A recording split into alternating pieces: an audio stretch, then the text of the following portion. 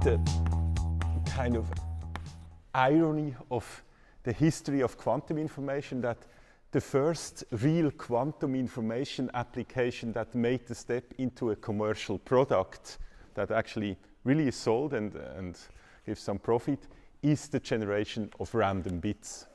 We have, for example, in Switzerland, this company, ID Quantique, that really makes money with the devices that use quantum technology to produce sequences of random bits. Now it seems maybe, or it may appear to be a rather boring application of quantum information science, but I hope that I will be able to convince you that it is interesting from different viewpoints. First of all, actually from a practical viewpoint, because there is simply no other way that we can generate real randomness. And the reason is very simple. The classical physics is just deterministic, and as long as we have devices that just use classical physics or work in this classical approximation of physics, of course the underlying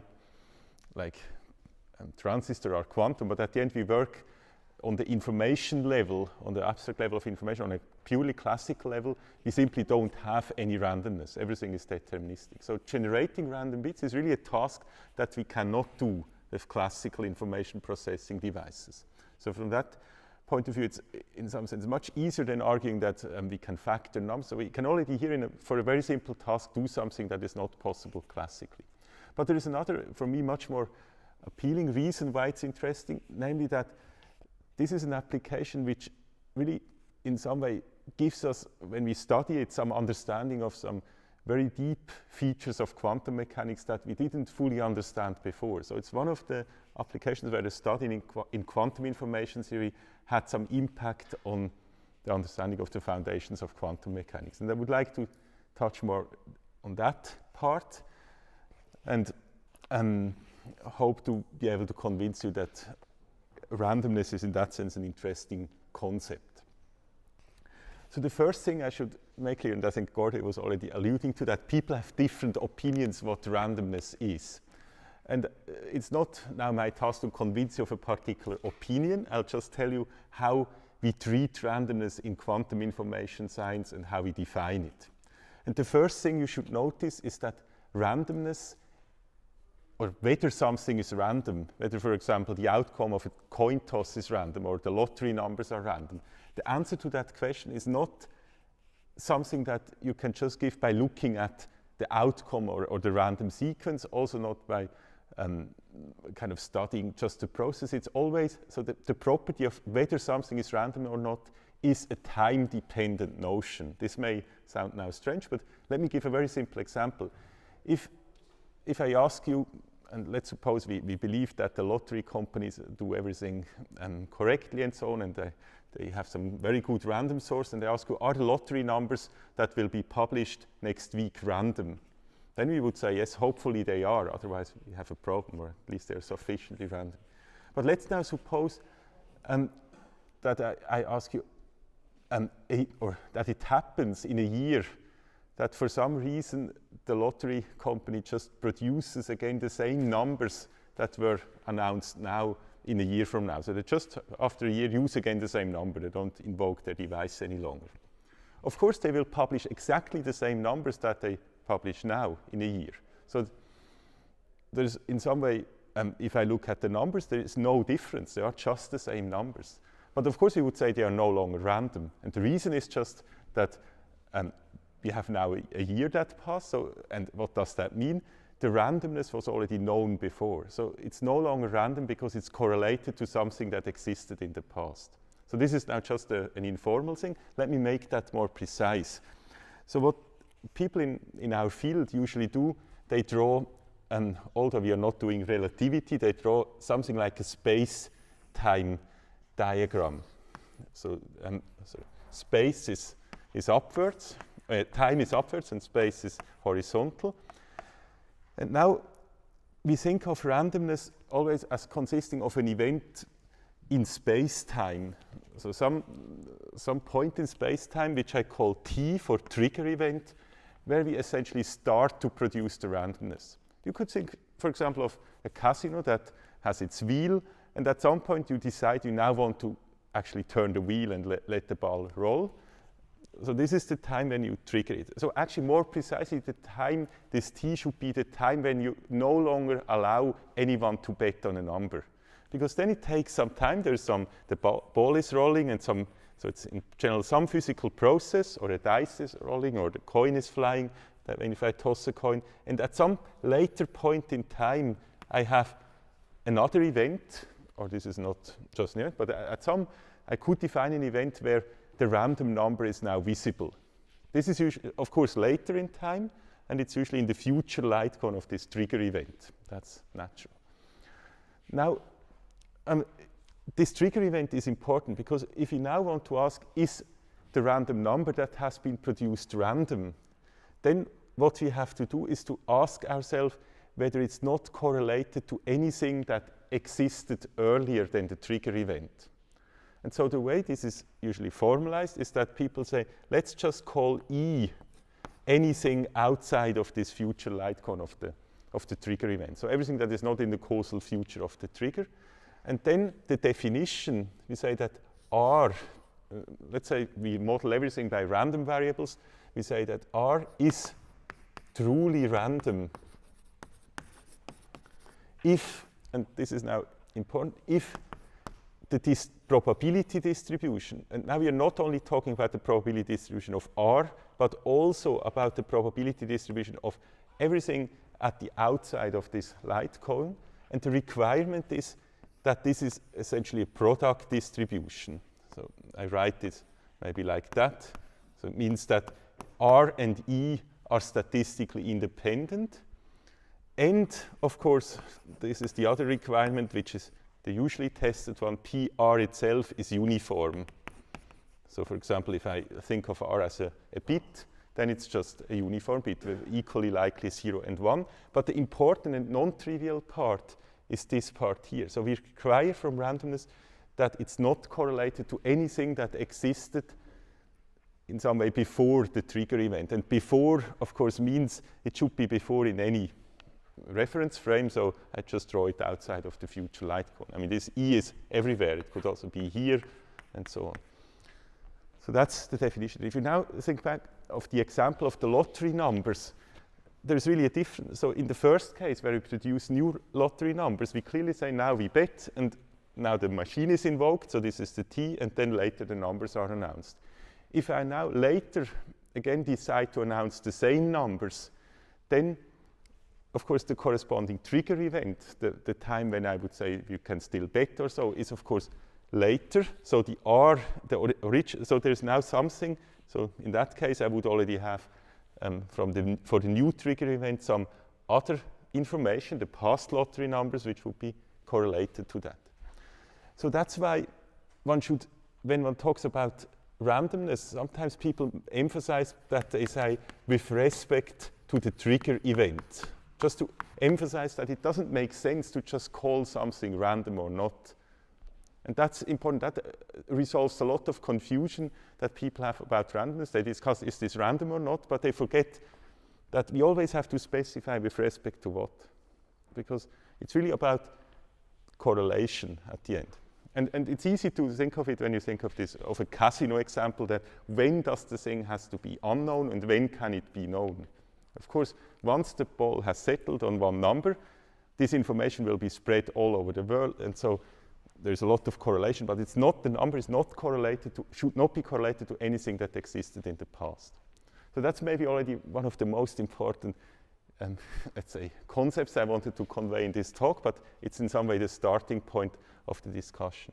Now there's another important thing to be said. There are, and this is actually something I even have to complain about when I talk to people, for example, working for this Gontic company who produce such random number generators, because they actually do the right thing. They produce random numbers that satisfy this definition more or less if they would really do it correctly. But what they at the end do is they give their device to a certification unit or organization, and this certification organization issues a certificate saying these numbers are random. But what the certification company does, it only checks the second condition. It takes statistics, and that is a condition you can, of course, check by looking at statistics.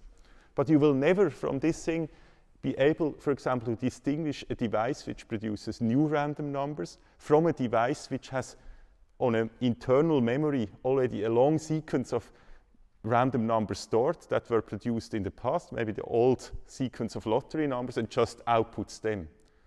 I mean, there's no distinction. Both are statistically good random numbers in the sense that the statistics will show they are equally often 0 and 1s. But in one case, in the second case, if the numbers are just stored from earlier ones, you would, of course, not want to use it, for example, to offer a lottery game, because if someone detects that they are the old numbers, then you will always lose, or they will always win. So you can only by statistical checks test this, and this condition is something you cannot check experimentally. This is just a fact, you cannot directly check it. Now, and this is, I think, one of the other, let's say, fascinating points about quantum information. Nevertheless, we can actually find theoretical arguments to convince ourselves that this condition also holds. So we have the ability, in some way, to guarantee that the device indeed doesn't only satisfy this condition, but it also satisfies this one. Of course, we cannot do directly, because to do it directly, we would need to have access to all information E that is around. I mean, E could be the whole environment. So we will not check it directly, but we can come up with theoretical arguments to do it. And I think the rest of, or the large part until, or the time I have, I would like to at least sketch the argument which explains why or how we can actually arrive at such a conclusion, how we can in some way make a statement about the correlation between the random number and the whole environment without actually having access to the environment. Are there any questions so far? This was more or less the introduction to it. Please don't hesitate to interrupt me also later if things are unclear. So I would, in that sense, like to just look at one particular scheme to generate randomness, which is slightly more complicated than what is actually done in the usual devices we have today. So what do the usual devices today do? Okay, this sounds now like an overkill if I write down a circuit diagram, but being a quantum information theorist, I could describe it like that. So what devices today do is they take one qubit, and you could think of it, it's initialized in a state 0, then you apply some Hadamard, this rotates the qubit by, let's say, 45 degrees. So here, at this point, you have a superposition of 0 plus 1, and then you measure it. Measurement is usually drawn like that in the 0-1 basis, and you get as outcome the random bit R. So in reality, what this is usually a beam splitter, and then the beam splitter will essentially diffract, for example, a photon either in one arm or in one direction. I mean, it could be a very simple beam splitter that just lets, with amplitude 1 over square root of 2 pass a photon, and with amplitude 1 over square root of 2 reflects it, and then you have a detector that checks whether it came through or not, and usually you should have 2 detectors because there could also be lost photons and so on. Anyway, that's usually the scheme that is actually implemented, so it's really a very simple thing. Now, in order to show this, I need to have a slightly more complicated setup, and the setup is the following. I have a second qubit, and I just assume that before the qubit is detected, there is a controlled knot here. And I don't later need to do anything here to generate a random number, but for the theoretical analysis, it will be useful to be able to talk about this additional wire. That's just in some way a trick. Of course, this doesn't really change anything, but it allows me to actually be able to make this point here better. Okay, so what does this circuit do? So if I just essentially erase again this part and see what do I have here, then you probably know well that, okay, this is, sorry. this is now just a Bell state between this wire and this wire. And so I could draw it a bit differently. And let me do that. I think this is so simple I can erase that, and I need the space for something else. So I could really think of it as I have here, let's say, a particle, and it's entangled at the end with this one. And this measurement thing that I had before, I could draw, let me draw it like that, like a box where the particle sits in this box and is measured in a certain basis, and the measurement outcome is x. So this is supposed to be the random number. I now call it x for the moment. It will be clear later why I call it x, because I want to do something with it and only in one special case extract randomness. But now I can, because I have in the circuit diagram, so introduce a second qubit which is entangled with that one. I can, for my theoretical analysis, just think of this qubit as well and think of measuring it as well. In reality, we will not measure it. So this is not only something we do in order to be able to arrive at this claim. And now you see, if you look at this from this thing, and I also tell you that the state which we have is, of course, as I said before, a Bell state, then it's clear that this is very similar to a Bell-type setup. And this is indeed the idea. So in order to prove this claim, one does something which is in some way motivated at least. It's not the same, but it's motivated by Bell's theorem. So you don't need to know Bell's theorem to follow that now this argumentation. This is more a remark that you can somehow put it into the right frame if you already know about the Bell theorem.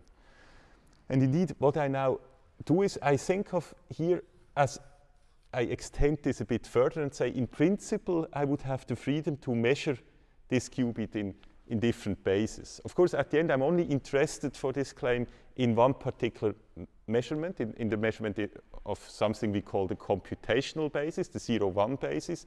But I can, again, to study it theoretically, just assume that I input here a choice of a basis, which I call small a, and the same here.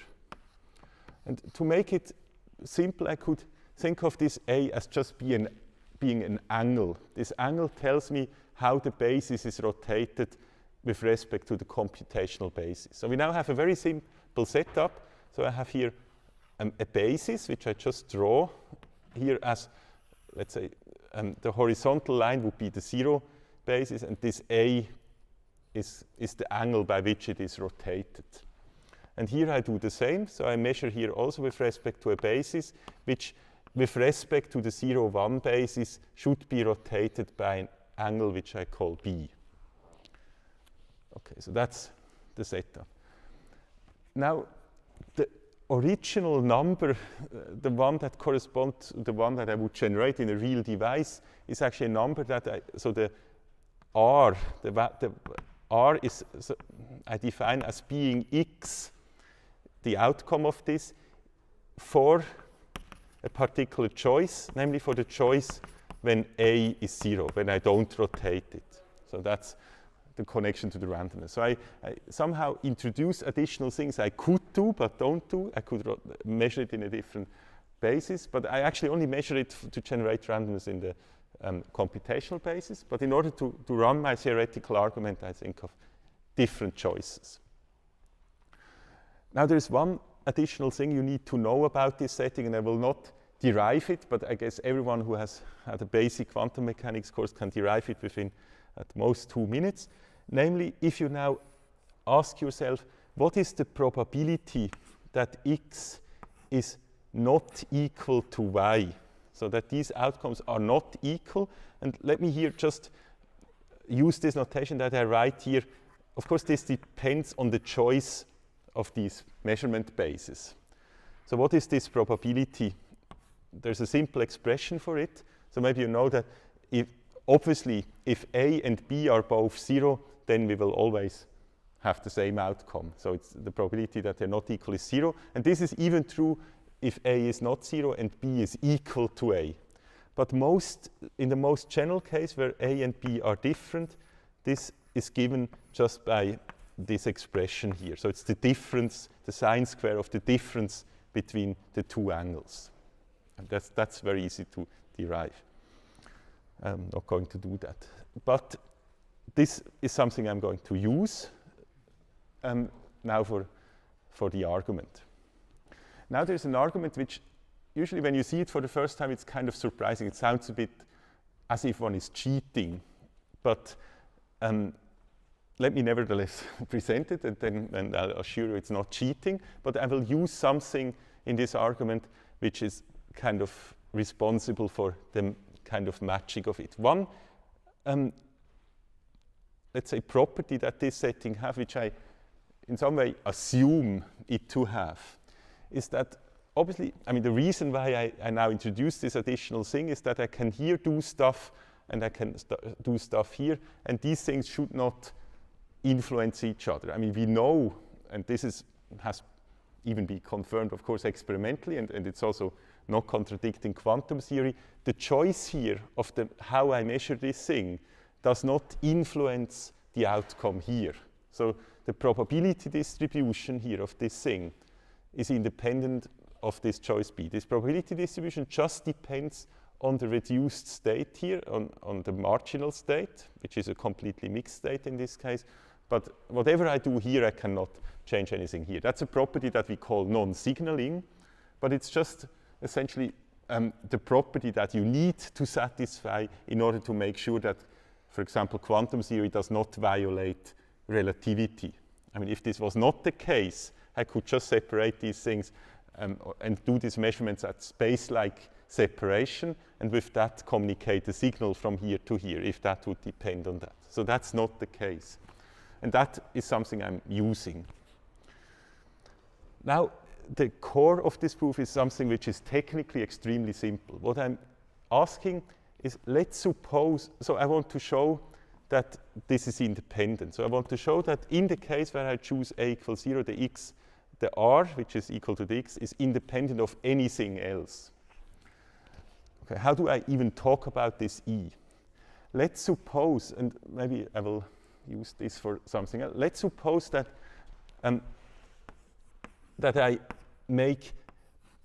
I have someone who could make a guess what x is, and he can use whatever is around. He can use E. So let Z be some function of E. I don't really know what E is. That's why I'm just writing it, but I will assume that I can have Z. So Z is some function of E, which is a bit, and we should interpret this bit as a possible guess for what R is, which is computed from E.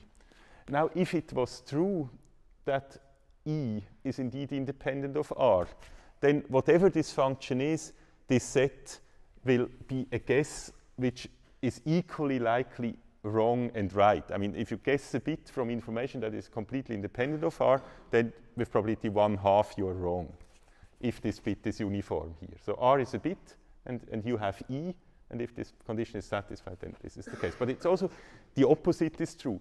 If you can show that for any function f of E, the guess that you can compute does not give you a prediction for R which is correct with probability larger than 1/2, which would correspond to a random guess, then you can conclude that this is independent. So what I'm going to show is that however I choose this f, so to show is that the probability that I correctly guess R, so that R is actually equal to Z, is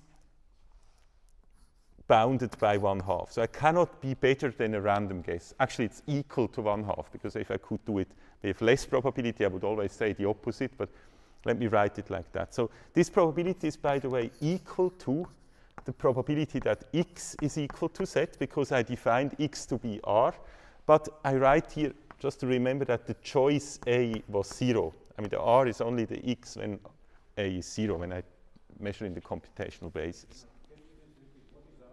Pardon? So R is just defined as the outcome of this box in the case where I chose to measure with A equals 0, which corresponds to the computational basis. So remember, A is the choice of an angle, which defines the measurement basis. And if A is not 0, then the outcome is R or no, then R is not defined. So, okay, maybe this was a bit informal. So I would say, so you should think of this device as something that you feed in with A, and whenever you put in as A so a 0, then you use the output as a random number, R. And if it's not, you don't use it, you say you haven't generated an R. It was kind of like a test or so. Then R is not defined. Okay, maybe I should say here, maybe I could, okay, if you want to be precise, I could just write here A equal, so I'm only interested in R if A equals 0, if you like. But, okay, let's put it like that. I mean, if you want to do that. So let's suppose I have here like a control mechanism which also gets A. Okay, this is probably a bit small from the outside. And this control mechanism outputs sets R, so outputs R.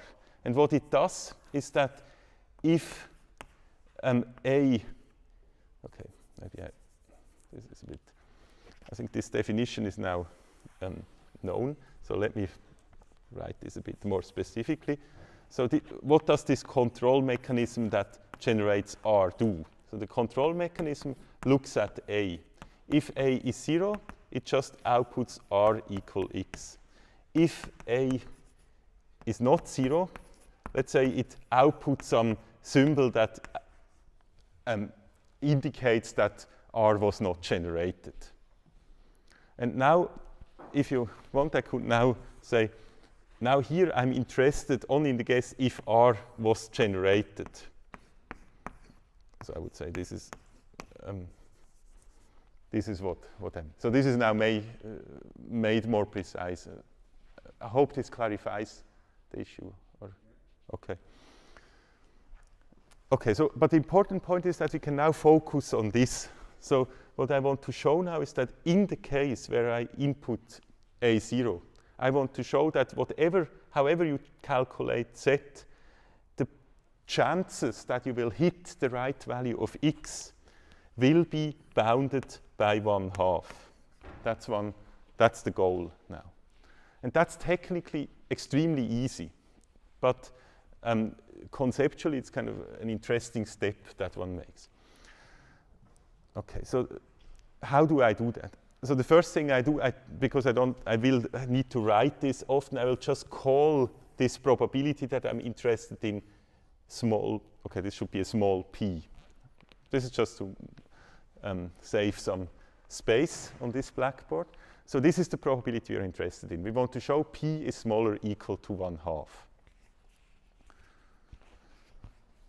Now, okay, this I've now written here. Let me now do a particular thing which I also describe here. For this, I will now write down 2 tables, and they are very simple tables. The table have here the value of A. So the value of A can, for example, be 0. And let's suppose it's a bit larger than 0. And for some reason, which will become clear later, I call this value 2 delta, where delta is some small value, 4 delta. So I make steps of 2. And at some point, I have something which I call n, capital N delta. So n is just some large number. We will at the end assume it's extremely large, or we'll let it to infinity. But for the moment, just assume it's a number.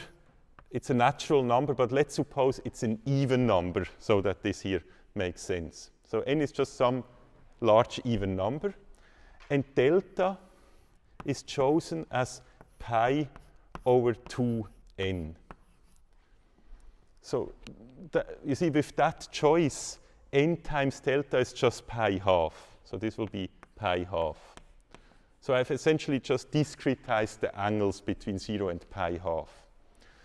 On this part of the table, I will write in the probability that Z is equal to X conditioned on A. So that's not, in general, this number, because here is A equal to 0. And here I'm interested in the A that is here. But this particular entry, this first entry, is just P, because here A is 0, and I've defined A like that. But the other entries are in general something else. So that's my table. But now I will consider a second table. And the table is just the same for B. So here I will write down what is the probability that this value set that was computed is equal to y, to this outcome here. Again, but here of course the relevant thing is the B. Okay, so that's the table I would like to fill in, or the two tables. And here for the B I make some different choices. Here I make the choice delta, 3 delta, 5 delta, and so on, until, let's say, n-1 times delta. So I hope it's clear what these tables do. They're just telling me, so I have some value set, which is in an arbitrary way computed from E. And now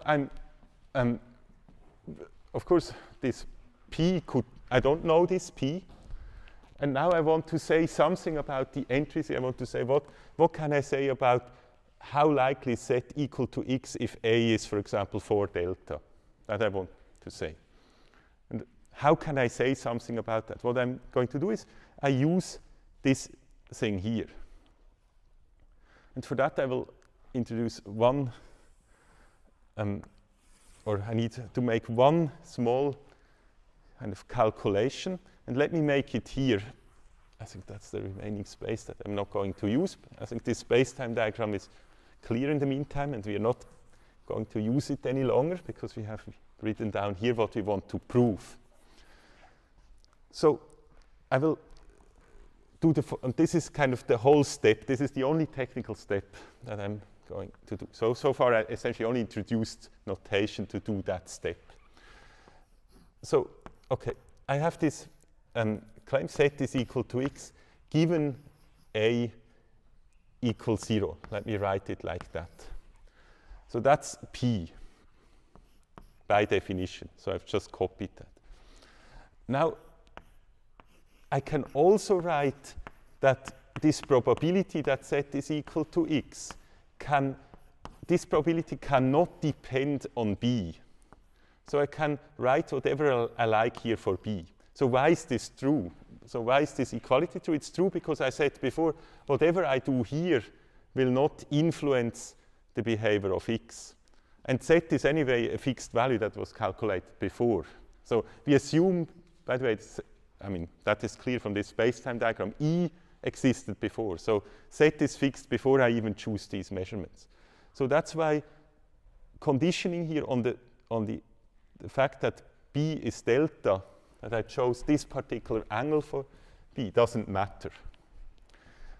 But now there's something important I can do, namely I can say this probability here. Okay, this is an inequality that I probably need to explain. I can now say this is smaller than the probability that Z is equal to Y, where I don't change anything here.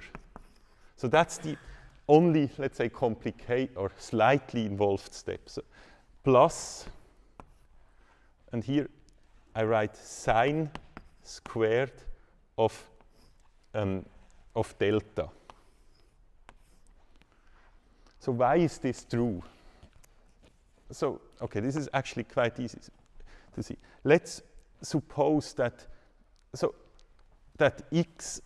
if we knew for some reason that X was equal to Y always, this is not the case, but let's suppose it was the case, then I could just drop this here and write even an equality. I mean, if X is always equal to Y, then it's obviously true that the probability that Z is equal to X is the same as Z equal to Y, because simply X and Y are the same. Now we are in the case where A and B are only distinct by delta.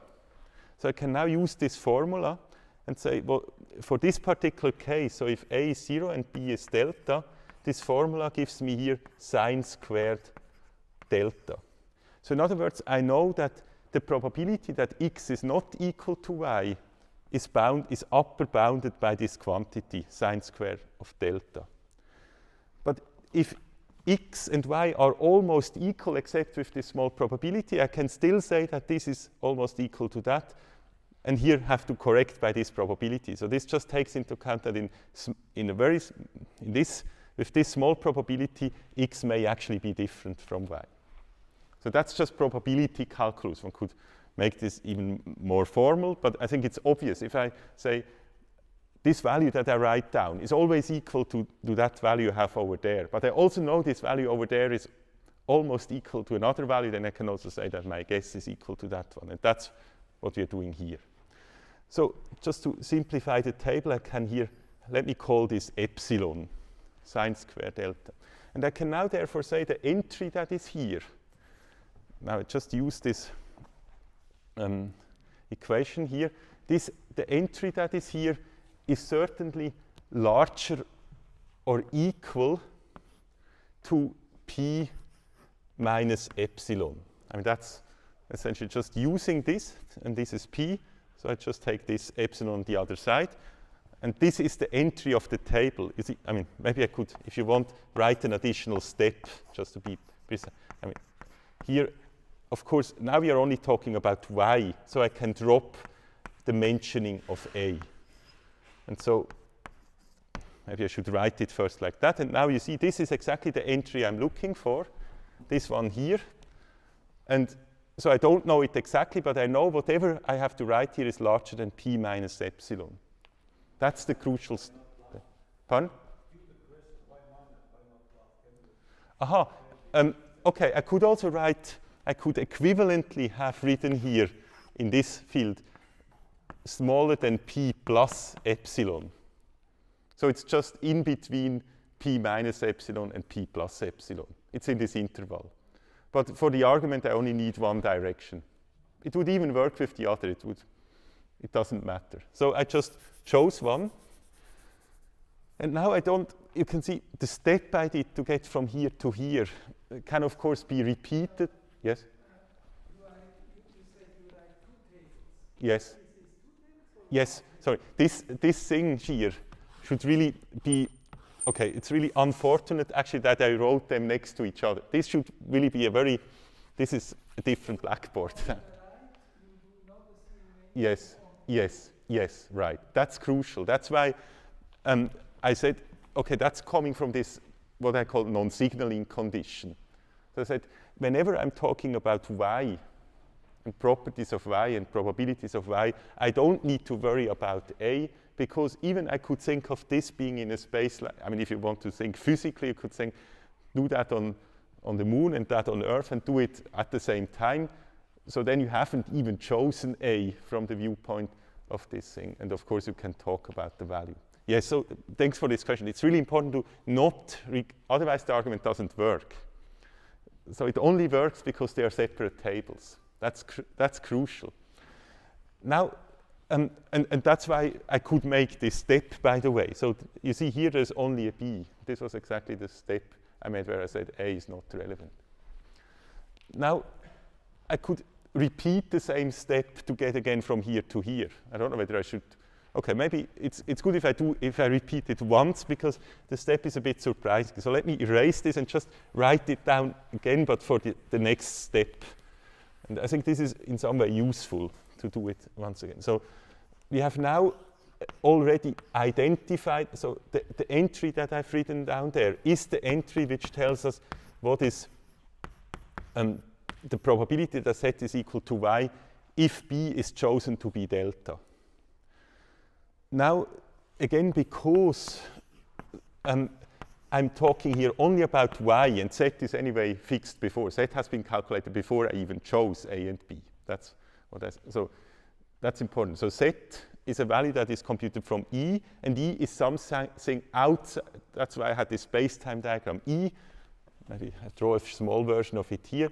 So E is, you should think, somewhere outside this future light cone of the trigger event, and A and B are this choice of A and B is part of generating the randomness. So this is only done, sorry, this was a small a. So the choice of A and B is only done once I decided to generate the randomness. So And Z is computed as a function of E, so Z is already there. So Z is anyway independent of A and B by construction. And in addition, because of the non-signaling condition, Y is also independent of A. So I can write here, for example, if I like 2 delta. I can write whatever I like here. But I want to write 2 delta because I want to get back the second entry of the first table. So I write this. And now comes again this interesting step which says, so maybe I write down here what I'm using. So the probability that x is not equal to y, conditioned on these values of, I mean, given that I know that A is that and B is that, is actually exactly epsilon by the definition of epsilon. So if I know, I have a statement about how likely Z equal to x, and I know y and x, if I have a statement about how likely Z is equal to y, and I know y and x are almost always the same except with probability epsilon, then of course I can write the same statement for x, but I have to take care of the epsilon. And again, I have kind of a choice of what I want to do. And I again choose here to say, let's just upper bound it and say this can now not be larger than this here. I could also have written, again, for your point, I could have written, this is larger or equal than this minus epsilon. I could, maybe if you like, I could actually write here, this thing is an element of the interval of size 2 epsilon centered around this. That's another way to say it. But I only need that. And now, as a last step here, I could again say, now I'm only talking about x, so I can actually drop the value b that I'm mentioning and only talk about a, which is 2 delta. So again, taking epsilon onto the other side. So remember, this thing is the entry I already have in the table, and this is the new entry I'm interested in. So I know the new entry is certainly larger than the old entry minus an epsilon. So I get here the claim that this is p minus 2 epsilon. And now, of course, I can continue forever n times if you had n times. So this will be 3 epsilon, and then this will larger than p minus 4 epsilon. And then if I continue, this final entry will be p minus n epsilon. That's it, essentially. So that's the thing I'm actually interested in for continuing the argument, for concluding the argument. So I know that if I choose the angle pi half, then the probability is that I get that Z is equal to x is p minus n epsilon. Now, there's another thing you can notice, which is very simple. What happens if I actually choose this angle of p half? Actually, if I choose p half, then I have again the original basis, but just with 0 and 1 interchanged. So if I rotate to pi half, then the 0 vector is now called 1 and the 1 vector is called 0. So this just corresponds essentially to flipping a bit. So in other words, the measurement that leads to the outcome that I'm describing here is the same measurement as the one here, except that 0s and 1 are interchanged. But if 0s and 1s are interchanged, so if I here ask what is the probability that Z is equal to x and it's p, then the probability that Z is equal to x for a rotated basis by 90 degrees is exactly 1 minus p, because I changed all 0s and all 1s. So in other words, this entry here, what is here in the box, should also be equal to 1 minus p. This is, I mean, really the way to think of it is it's physically the same measurement, except that I've now relabeled the 0 by 1 and the 1 by 0, and therefore the probability that 2 bits are equal become now the probability of 1 minus that, because it's just the opposite event. And now we are essentially done. Now we have arrived at the thing. We just need to consolidate stuff. So we are now really done. Yes. For the unknown, then now we have difference which sort of Yes, right. So let me now take care of it. So that's the last thing we need to do. Maybe I come back to your question just in a minute if it is there. So I wrote that now twice. I can again erase it because I hope it became clear in the second time. Now, what we conclude, therefore, is that 1 minus p is larger or equal to p minus n times epsilon. And, okay, maybe that is a bit unfortunate to write it like that. Let me write it like that. P is smaller or equal to 1/2 times 1 plus n epsilon. Okay, I've just rearranged the terms. I mean, there are two p's, so I take the p here and divide by 2, and I think then, yes, I get this. So now, you see, let me now write down that. So maybe I write everything in terms of n. So this is n times sine squared of delta, but delta is by definition pi over 2n.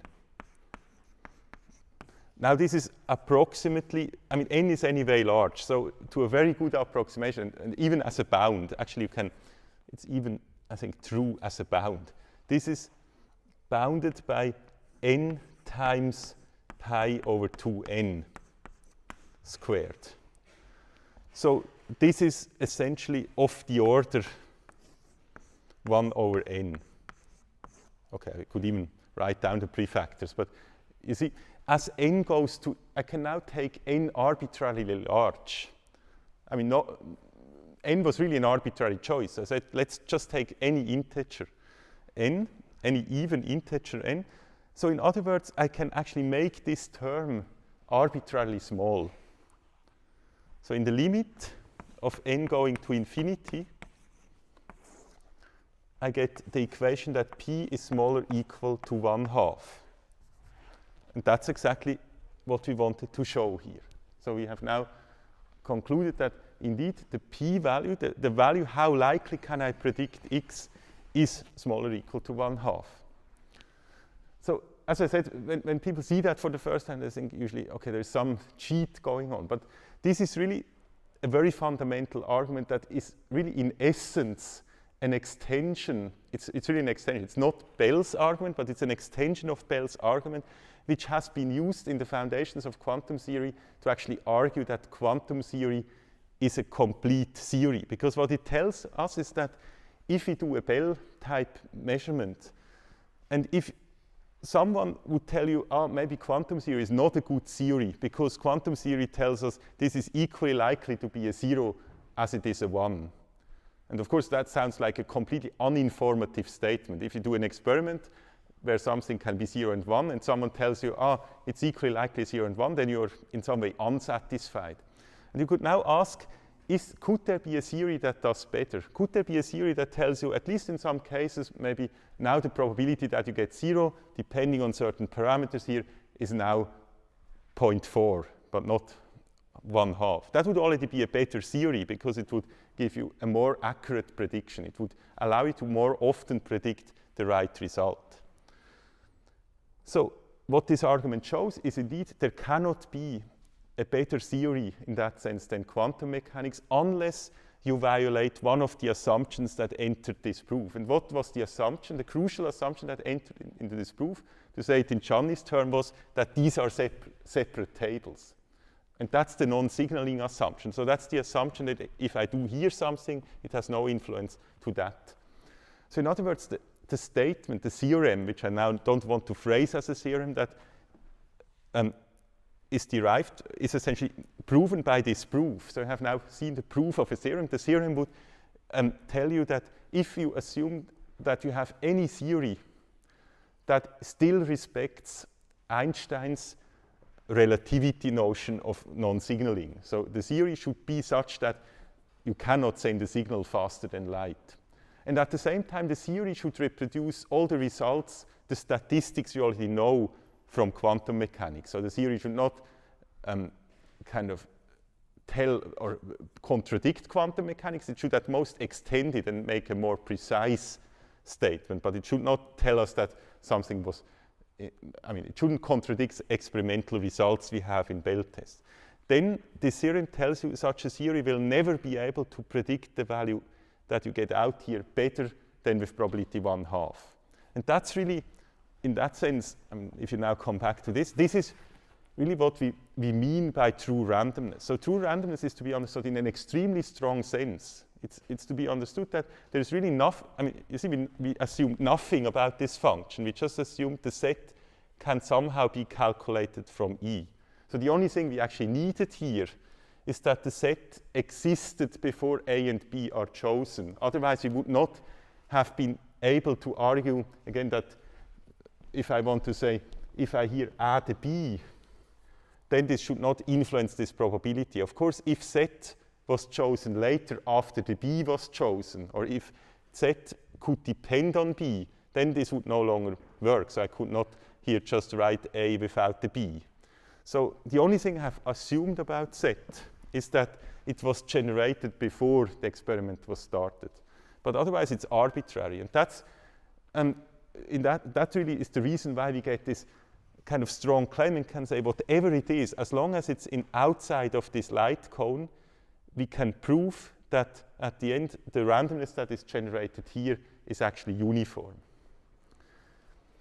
Okay, that's already the main technical argument. Now I want to just use maybe 2 minutes to say something about practice, because there is now there is a kind of a race of people working in this field generating faster and cheaper, I should say, random numbers, because for applications it's essential that devices that you want to use in cryptography are extremely cheap. So at the end, what these people think of is that every, let's say, iPhone, mobile phone or smartphone has a little part of a chip that generates random numbers, and you need them actually to do reliable cryptography. So even if you don't want, so this is not about quantum cryptography. Even classical cryptography requires randomness, and usually the way this randomness is generated is not, from a cryptographic viewpoint, not very good. I mean, cryptographers usually ignore this problem. They just, in their theorems that they prove, assume that there is a random source. And the engineers who built the phone somehow put in something that looks a bit random, but it certainly doesn't actually satisfy the quality criteria you would need to satisfy.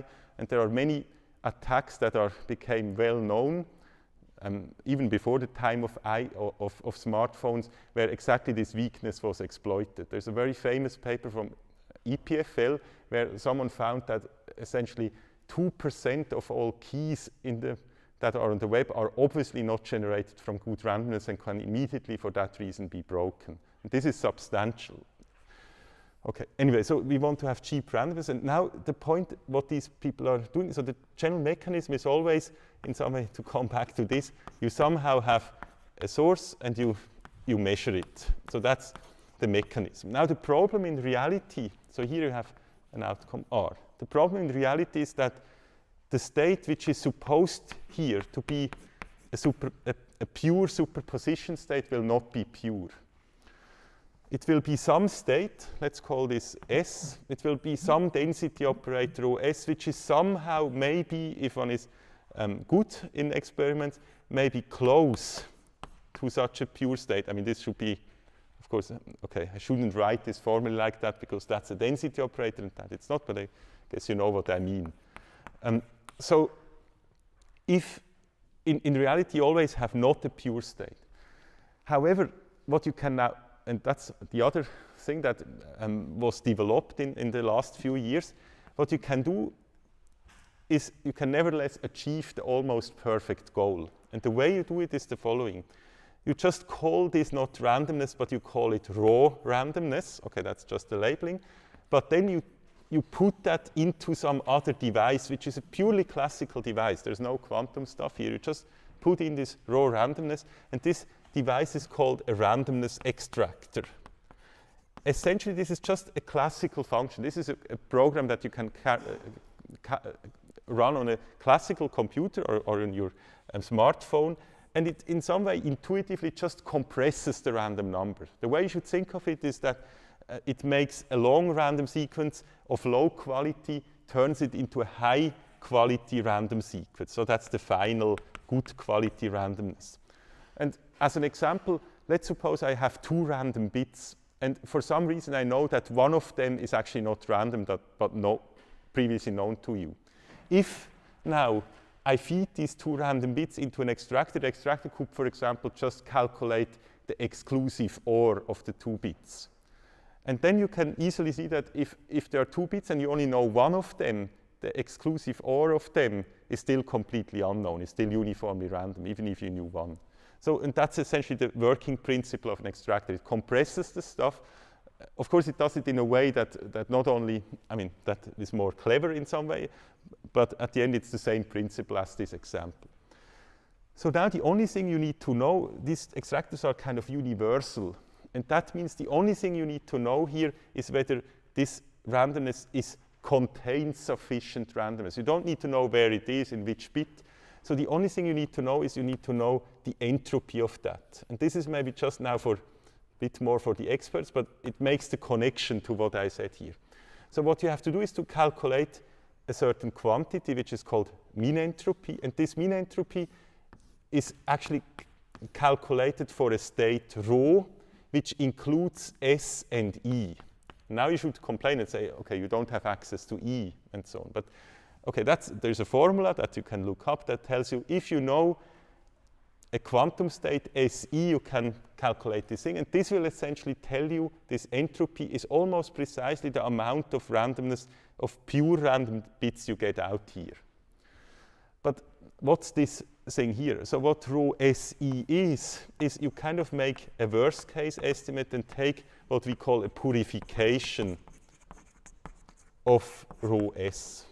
So what is a purification? Purification is just some pure state which has the property that if you trace here over the system E, you get back the state S. That's a purification. And all purifications are informationally equivalent, so you can choose any of them and you will always get the same number here. So this means now the specific task you have to do if you define, if you invent a random number generator, like the ones that are hopefully invented here, is you need to somehow come up with theory that allows you to calculate this density operator rho S before the measurement. Or it should include everything, even noise in the measurement, possibly, but it should kind of be the thing that you could write down such that if you now put a hypothetical ideal measurement, you would get exactly the R. So, in other words, what you have to do is to model your device. And that's, of course, a very challenging task in reality. You have to really understand the device well, and then you can write down the density operator. You may also do, I mean, some people do that explicitly with state tomography to determine that. There are some randomness generation schemes where they say we just do tomography and check each time, or not each time, you can sometimes randomly whether the state has the desired form.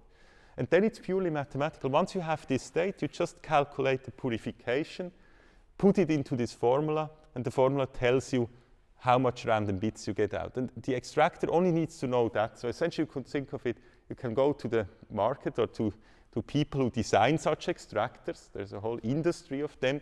You tell them what your mean entropy is, and they will give you an extractor. Without knowing more details, they will give you an extractor which outputs from your raw sequence that many. I mean, if this entropy is, let's say, 1 million per whatever sequence you input, you will get 1 million bits out here.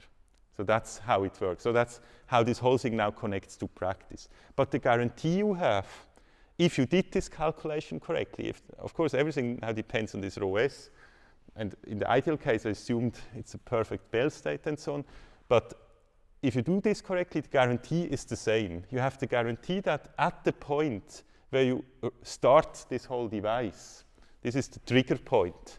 At this point, and later there is the final randomness, let's say this rho final. This randomness will then be guaranteed to be independent of everything outside the future light cone, and therefore be true randomness in this very strong sense. Okay, that's all I wanted to say. And I thank you for your attention, especially as it became a bit late. So I apologize again for the delay.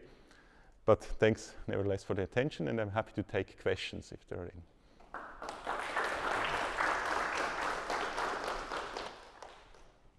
Yes, Fabio? So if I understand your argument correctly, Yes. you need one specific prediction of quantum mechanics, which is the science square prediction. Yes, that's right. That's This one, absolutely. of course, would have to test carefully, experimentally. Yes.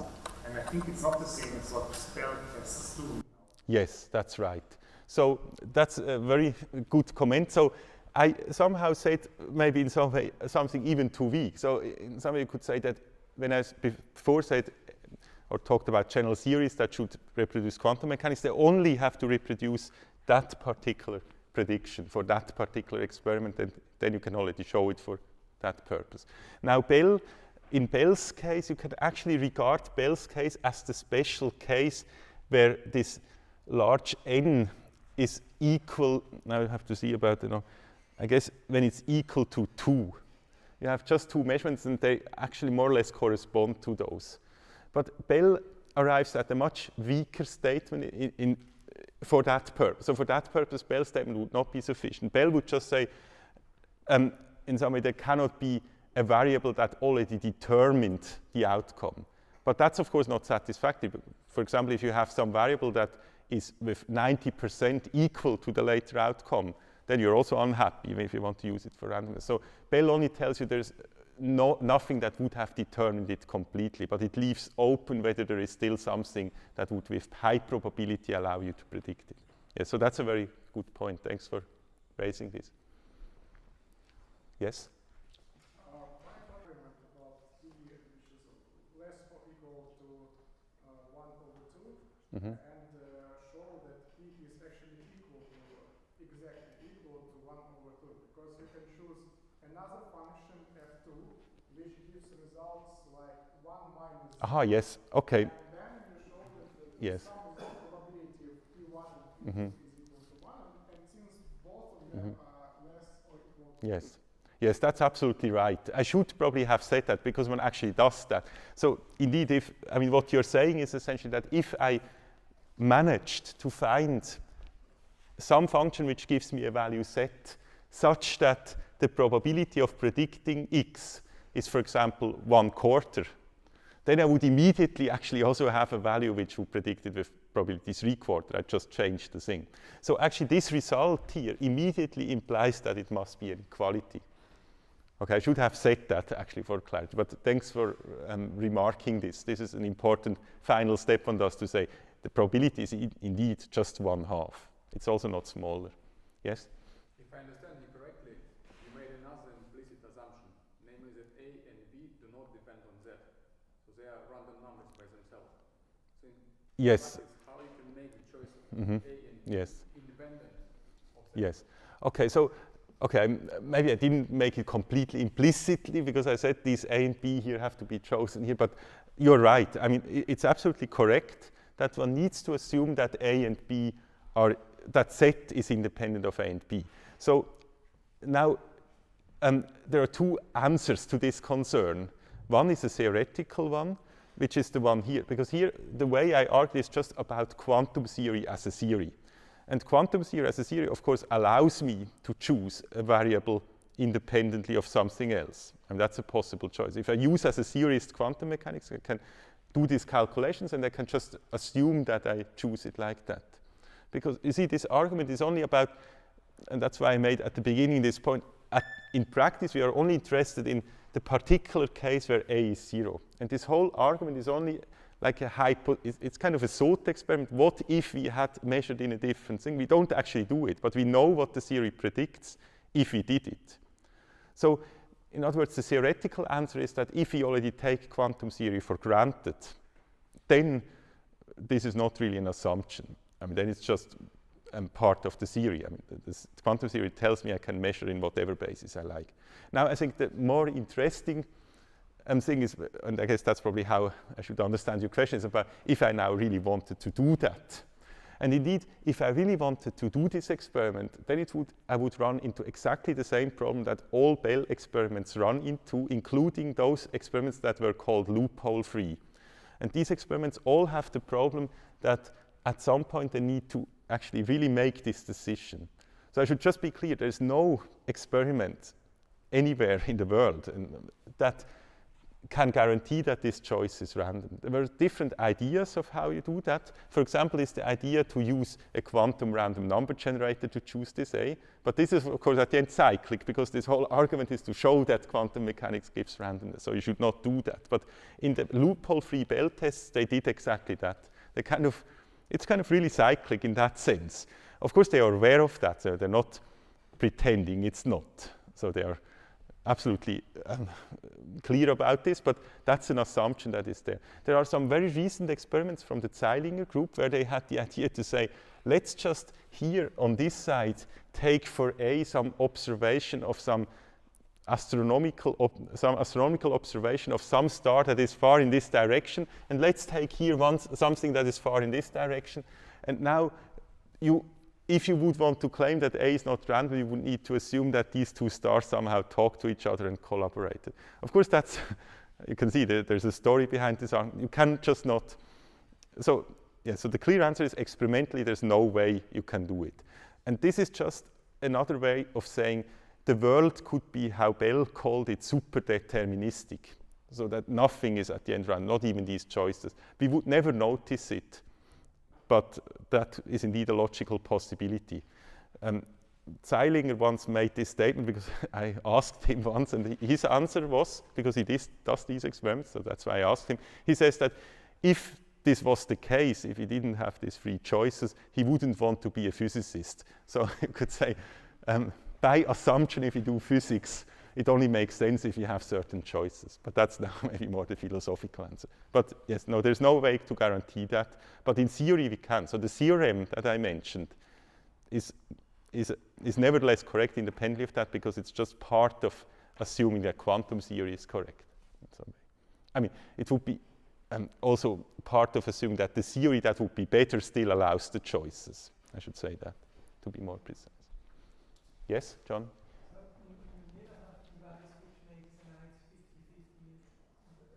Yes. So what does it mean if you have an unbalanced device? The more unbalanced it is, the more random number raw you must... Yes, right, yes. So I can actually give you even a quantitative answer to this question, which is very easy, namely that let's suppose that the state here that you produce would actually still be a pure state, but it's not a balanced one. So let's suppose you produce a state which is somehow alpha 0 plus, let's call alpha 0 plus some beta times 1, of course. Alpha square plus beta square is equal to 1. So let's suppose you have such a thing. So this is still hypothetical because you're usually not pure, but let's suppose you have only this type of error. You have an imbalance. Now the probability to get a 0 is of course alpha squared. Now let's suppose, just as an example, alpha is larger than beta, just to make it easy. So then, if you now calculate this mean entropy, you will find that so you have a certain number of bits. Let's say you do that n times, small n times. Then this entropy will actually be essentially n times the logarithm of 1 over alpha. The logarithm to the base is 2. So you see, if alpha is 1/2, then you get exactly 1 here. Now if alpha gets larger, now I have to see, yes, then of course this thing becomes smaller. And so now it means that if you, for example, are interested, so you're for some reason interested, this is a typical number for the either quantic device they want to produce, for example, in one shot, you usually press a button and say, now I want a bunch of random numbers. You don't continuously do them. So you press the button, you want to have 10 to the 6 numbers. So indeed, what this now means is that if this now becomes smaller, you just have to increase n to get the same entropy. So you can always compensate quality by quantity. This is kind of the somewhat surprising fact that if you're not so careful, you just wait a bit longer and you're still done. So that's indeed how what these extractors do. They essentially trade quantity for quality, and vice versa. Vice versa, you could even do the opposite in principle, if you like. Yes. Okay. Are there any further questions? I will be still around tonight and tomorrow morning, so in case there are any questions, I will be very happy to answer. I also am aware that some people here are working on such devices, at least you are, and so I'm very happy to even answer now more technical questions which I didn't now bring up in the talk. For example, how do you now in practice calculate this and so on. This is something that...